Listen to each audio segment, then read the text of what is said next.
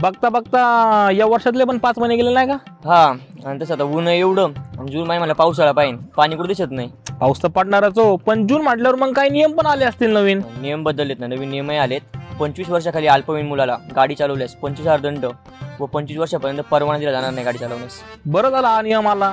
ते मागील आठवड्यामध्ये पोरशाचा किस्सा झाला पुण्यातला.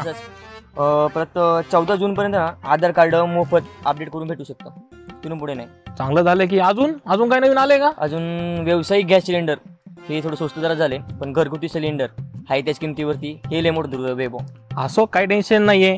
व्यावसायिक लोकांना याचा फायदा होईलच, पण सामान्य माणूस आपल्यासारखा त्याचा अवघड झाले, त्याचा अवघड झालेला आहे. एवढीच विनंती आहे, अल्पवयीन मुलांकडे गाडी देऊ नका व वाहतूक नियमांचं पालन करा. व्हिडिओ आवडला असेल तर लाईक करा, शेअर करायला विसरू नका.